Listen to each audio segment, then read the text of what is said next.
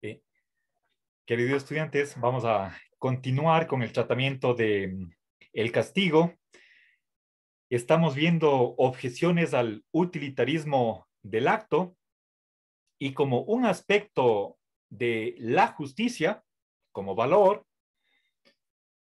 o incluso como fuente de normas, tenemos el problema de cuál es la razón de esa acción de castigar una violación a la ley, pero desde el punto de vista ético. ¿Sí?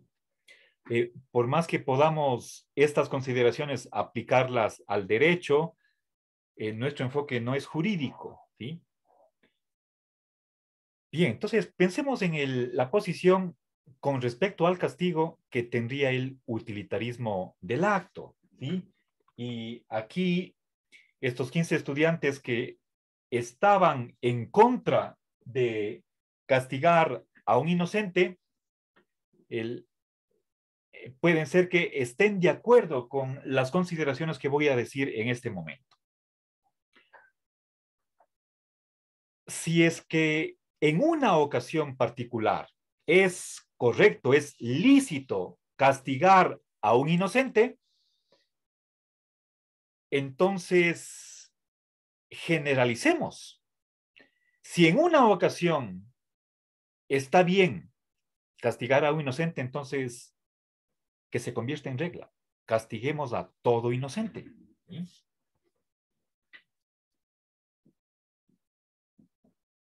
Si en una ocasión, ¿sí?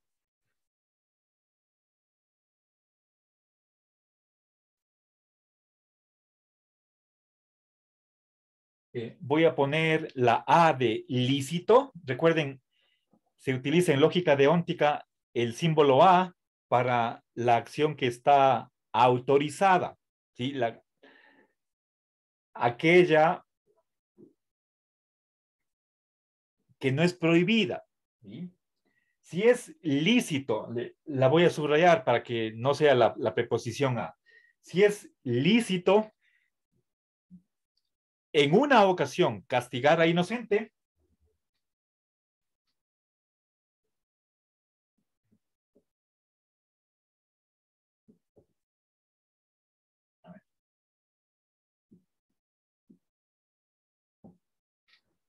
entonces que se convierta en ley. Castiguemos a todo inocente. ¿Sí?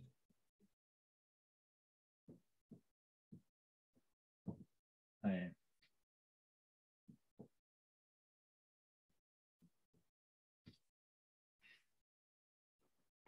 bueno, obviamente el,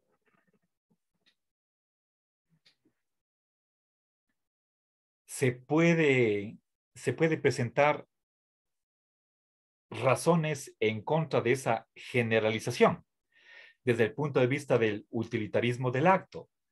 Podemos decir que no hay cómo tener reglas generales, sino que hay que examinar caso por caso. ¿Sí? Es la,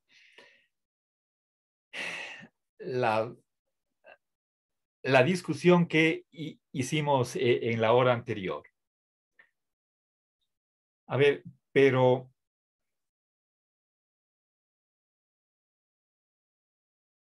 este ejemplo del castigo nos puede aportar una línea de razonamiento que deberíamos tener presente, que es digna de consideración. A ver, fíjense, aquello en lo que quiero insistir es lo siguiente. Una cosa es el particularismo. Si quieren, aquí estamos hablando de, es un acto particular. ¿Sí?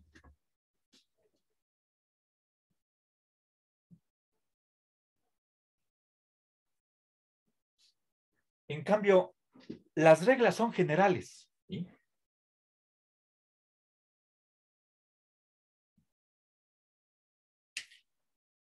El, se supone que cuando uno quiere tener una teoría en este caso es teoría del deber, queremos principios que deberían ser aplicables en cualquier caso, es decir, leyes generales. Pero precisamente el utilitarista del acto no quiere eso, porque piensa que esas reglas van a ser o pueden considerarse que pueden ser inútiles, aunque también hay la postura dentro del mismo utilitarismo del acto contraria. Y ya hice un breve comentario respecto a la hora anterior. Bien, entonces, según el utilitarismo del acto, no vale la pena perder tiempo tratando de encontrar reglas, porque según la tendencia de esta escuela, toda regla en ciertas circunstancias puede ser violada. ¿Sí? O algo más fuerte, debería ser violada. Porque dadas las circunstancias particulares, no se produciría la mayor felicidad si es que obedecemos la ley. Entonces, con eso, ¿para qué esforzarnos por encontrar una regla a la que nosotros debamos ajustarnos o respetar absolutamente bajo cualquier circunstancia, incondicionalmente?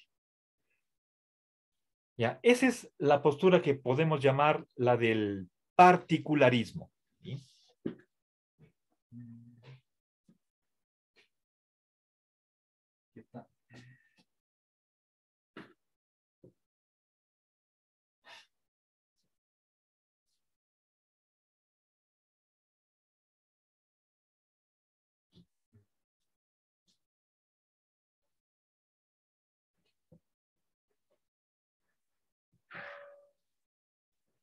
¿Ya?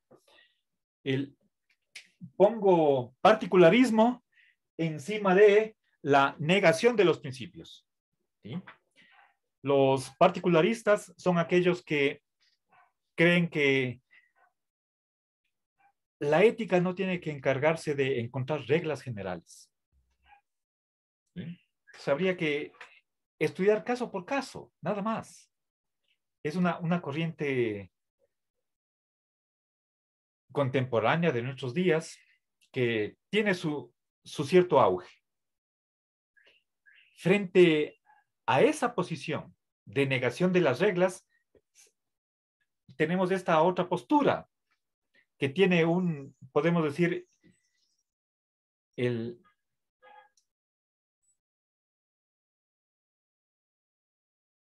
a Kant como uno de los que más han insistido en la vigencia de reglas.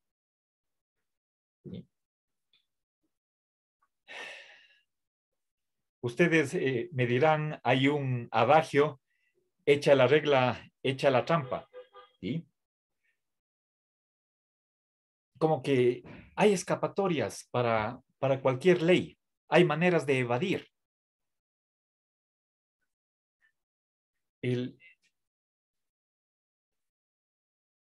Desde un determinado punto de vista, se podría decir que esa posición de negar reglas es inmoral, antiética. Esa acusación, esta última que estoy diciendo, ese espíritu detrás de la búsqueda de reglas está acá. ¿Sí? ¿Cómo juzgar las acciones? Eso depende de principios generales. Si podemos encontrar, ¿sí? y somos conscientes de que no es una tarea sencilla, mucho más cuando estamos viviendo en una sociedad en la que se insiste muchísimo en la diversidad, ¿sí? Hemos perdido esa hasta cierto punto esa noción de unidad, ¿sí? Entonces, a cada rato nos están bombardeando con la diversidad, el respeto a la diversidad. Y por ahí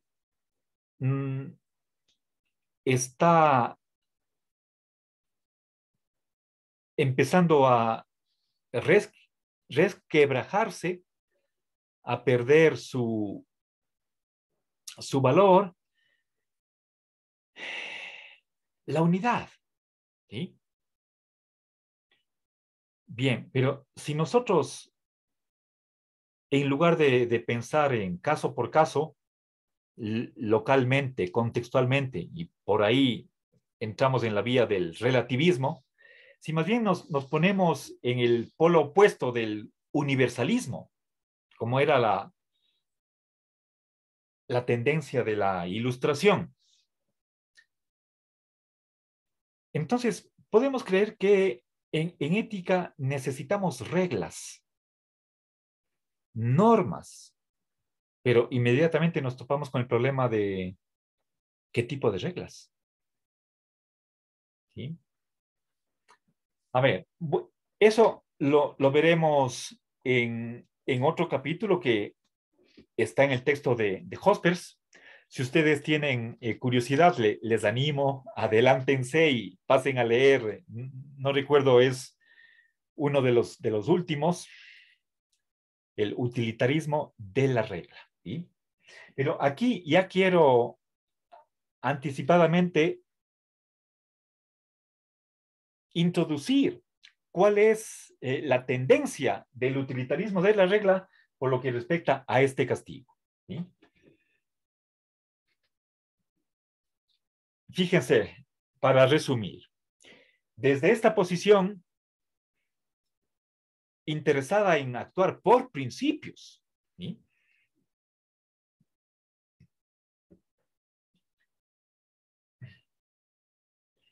Si en una ocasión es lícito castigar a un inocente, entonces no se ve por qué no deberíamos eso generalizar para todos los inocentes. Que todo inocente sea castigado.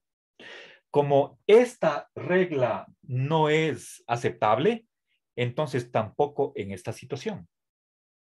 Ese es el pensar del utilitarismo de la regla, ¿sí? Entonces, no tratar de ver excepciones, sino más bien lo ideal sería que descubramos una regla y nos atengamos a ella de modo absoluto. Ese sería el ideal. Pero, por supuesto, hay dificultades.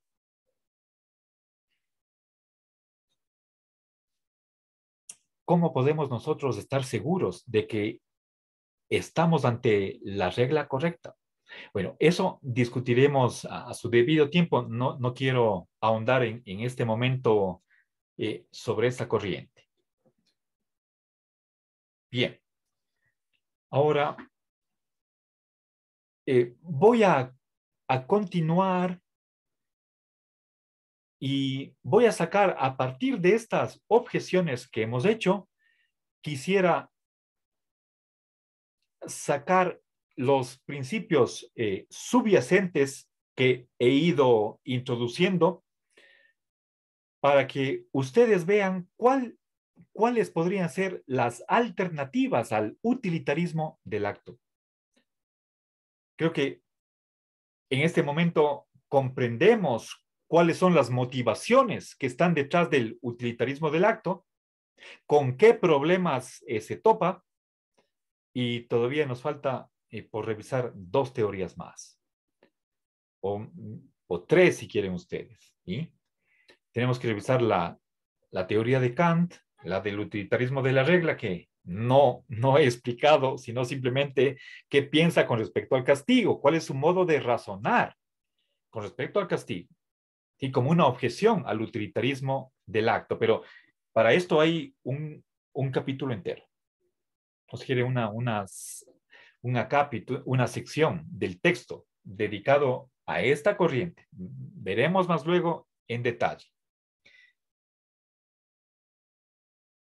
A ver, pero yo sí quisiera dedicar tiempo para que tengamos un intercambio, un diálogo, y podemos hacerlo. A ver, mañana tenemos una hora no es suficiente, pero yo les voy a proponer, antes de pasar a hacer lo que les anuncié, más bien quisiera presentarles una serie de problemas ante los cuales ustedes deberían tomar una posición y quisiera que discutamos. ¿Sí?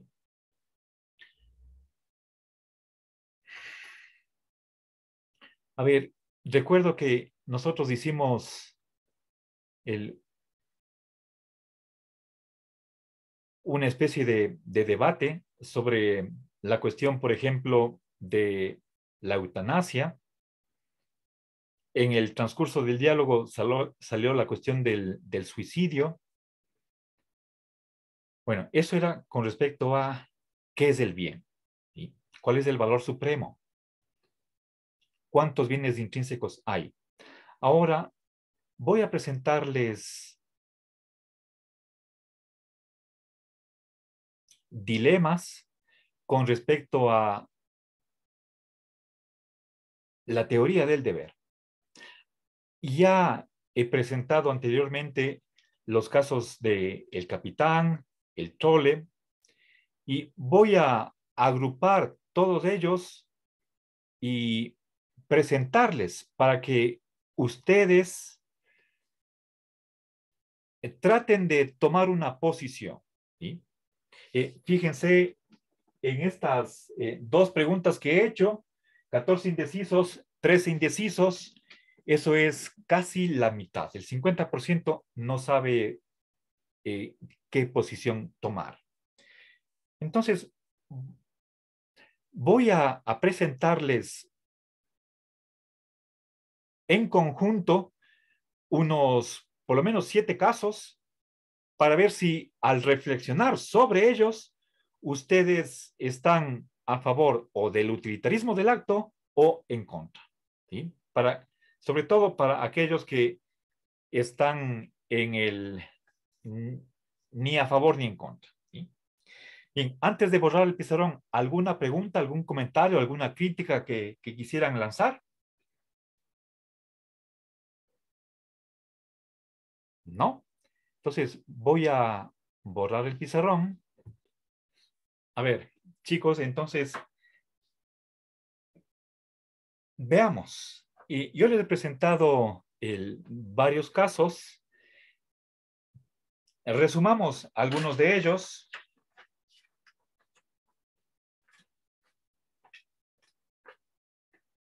A ver, uno de ellos es el del capitán. ¿Sí?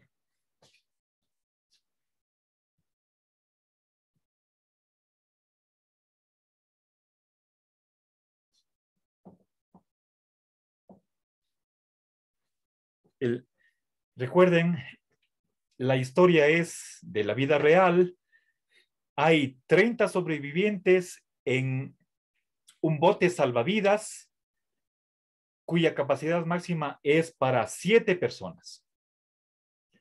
Pero se acerca una tormenta y si es que no se respeta el número máximo, la capacidad del bote, entonces perecerán todos. El capitán lo que hizo es seleccionar a 7. Él seleccionó a 7 varones, pensando en que necesitaba remar hasta llegar a tierra, y a los 23 restantes los obligó a soltarse del bote. ¿Sí? Ahora, preguntémonos, desde el punto de vista del capitán, se podría razonar en el sentido de más vale salvar a 7 que dejar morir a 30.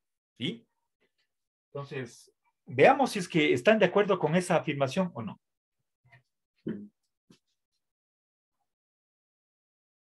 A ver.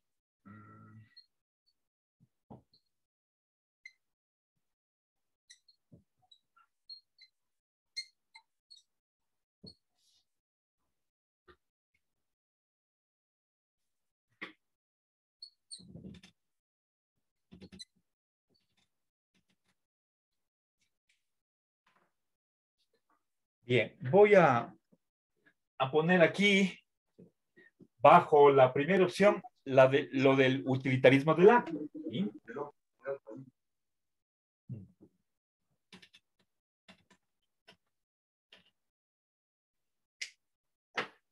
Bien, por favor, quisiera que ustedes tomen posición. ¿Están a favor, en contra o indecisos? ¿Sí? Ahora, siguiente caso, pongamos el trole.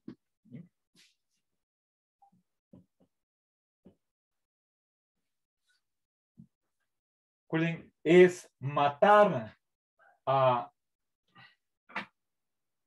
una persona para salvar a 2. ¿Sí? Noten que 23 es mayoría y los que se salvan son minoría.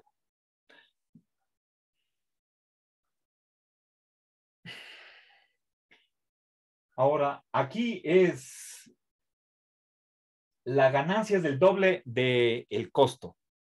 Si quieren, para expresarme en esos términos de el análisis. Bien, nuevamente, por favor, pongan sí, no, ¿dónde está su voto? ¿Sí? Ya vamos, segundo caso. Siguiente. Este ejemplo lo leí en un capítulo de una antología de artículos cuyo autor es Alan Gewirth.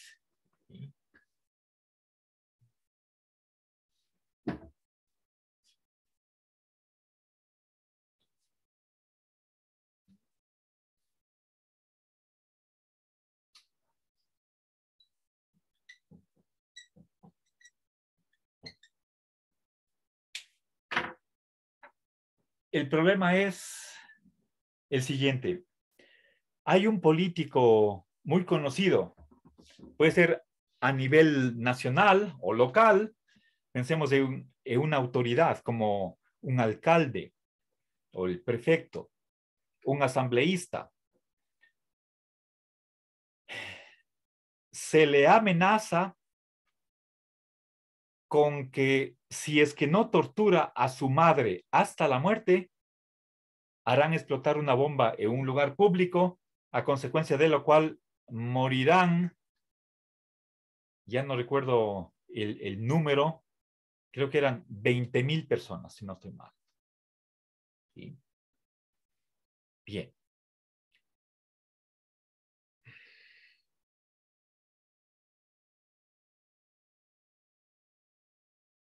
Eso es una amenaza terrorista.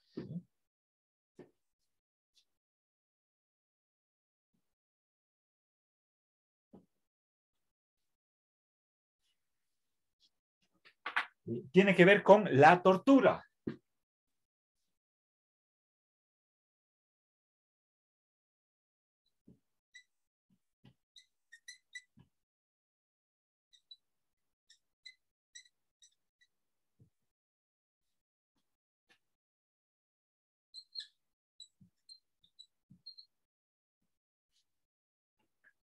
Bien, si es que alguien es un verdadero utilitarista del acto, pondría aquí sí.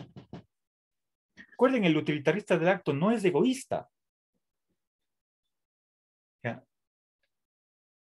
A veces puede ser nuestro deber u obligación irnos en contra de nuestros propios intereses.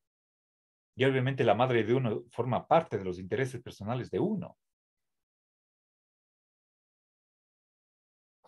Si no hay otra manera de conseguir la mayor felicidad, entonces uno tiene que sacrificarse. Bien, avancemos. Pongamos acá como título propiamente dicho, por favor, pero antes pongan su opción. ¿Aprobarían esto? No les estoy pidiendo que ustedes se pongan en la posición del político y por lo tanto que ustedes se pongan a pensar si torturarían a su propia madre para que no mueran 20,000 personas. ¿Sí? Esa no es la pregunta, sino quien va, a quien se le amenaza es a un político, de que él tendría que torturar. ¿Aprobaríamos eso? ¿Sí o no? Pongan su voto. ¿Sí? Bien. Siguiente caso, la cuestión de la tortura propiamente dicha. ¿Sí?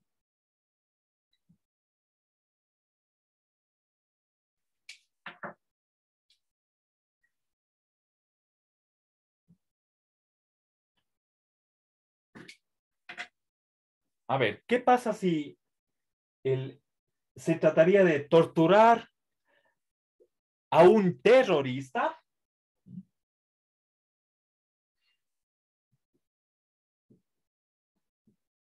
para salvar a 2,000 personas?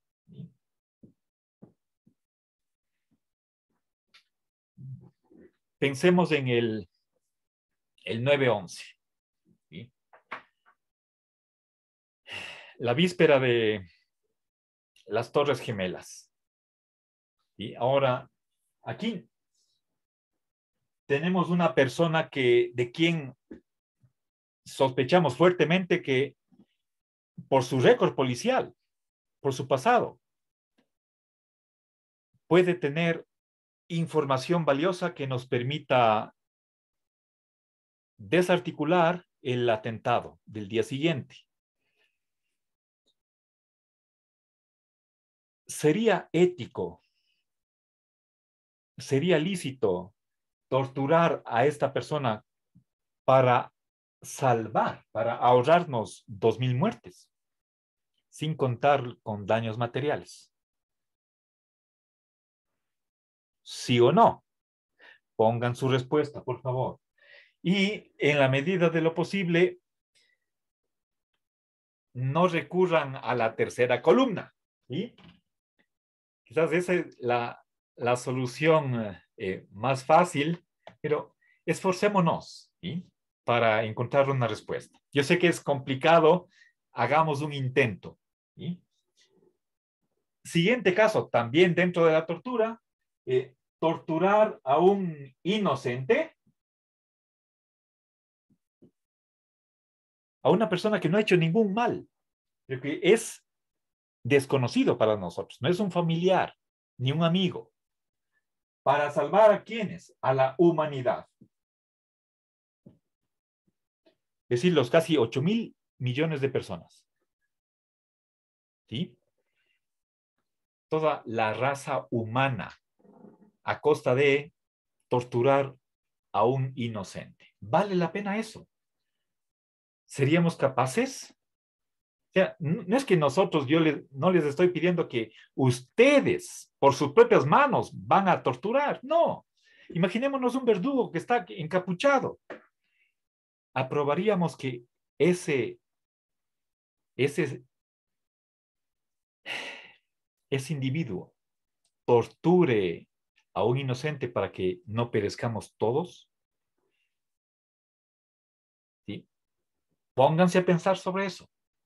¿Sí? Razonarán como el utilitarista diciendo, ¿qué vale más? ¿La vida de uno o la vida de casi 8,000 millones de personas? Ustedes me dan la razón. Busquen razones para cualquiera de las dos posiciones. Pongan su voto a favor o en contra. Y para terminar, voy a añadir 2 casos más. Ya no vida contra vida, sino cambiemos. Si quieren también podríamos ver la bomba atómica. Es hora de ponerle más arriba, ¿sí? Bomba.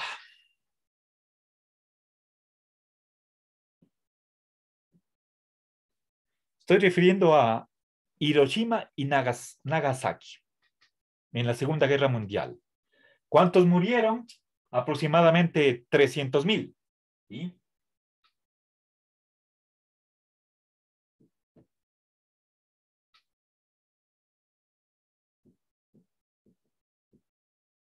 ¿Para salvar a cuántos? Todos los muertos, que aproximadamente fueron como 35 millones.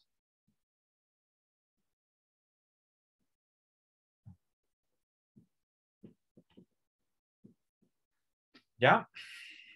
Pongan su voto. Y ahora sí, finalmente, dos ejemplos que ya no tienen que ver con vida contra vida. Y es el de, en primer lugar, ¿sería lícito robar, por ejemplo, $1,000,000? ¿Sí?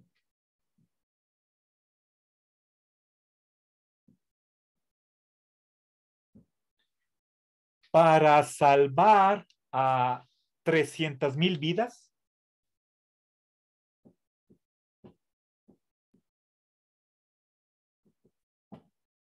Pensemos en niños menores de 5 años que con ese dinero pueden estar salvando su vida. ¿Sí? Algunos mueren por desnutrición, otros por enfermedades fácilmente prevenibles. Si es que ustedes fueran banqueros que pueden controlar la cuenta de un multimillonario, que no se va a dar cuenta que perdió $1,000,000 sin su consentimiento. No es que le están pidiendo, por favor, regale, done, sino que ustedes hacen una transferencia y donan, quitan $1,000,000 a ese multimillonario y le depositan a UNICEF. Y ellos, como por medio de sus varios programas, salvan la vida de 300,000 niños. ¿Aprobarían eso? Y finalmente, el último ejemplo, y con esto acabo. Un minutito. Imaginémonos que hay un orfanato, o podría ser una casa de ancianos, que vive de la caridad. Y un día viven con la preocupación de qué comeremos mañana. ¿Sí? No tiene fondos, y en una ocasión recibe o hay un ofrecimiento de, digamos, unos $30,000. ¿Aceptaríamos ese dinero sabiendo que puede venir de narcotráfico, es decir, dinero sucio y quieren lavar? Con ese dinero nosotros podríamos tranquilamente vivir haciendo funcionar esta casa asistencial por tal vez algunos años, libres de preocupaciones. ¿Aceptaríamos eso? ¿Sí?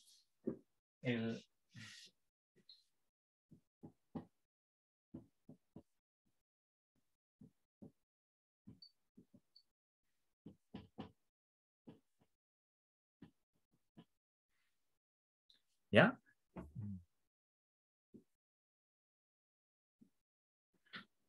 O venta de armas. ¿Sí? Bueno, queridos estudiantes, ya me pasé la hora. Reflexionen sobre esto y mañana dialogamos. Sumen todo en cuál de las columnas están. ¿Sí? Bueno, muchas gracias. Que pasen bien.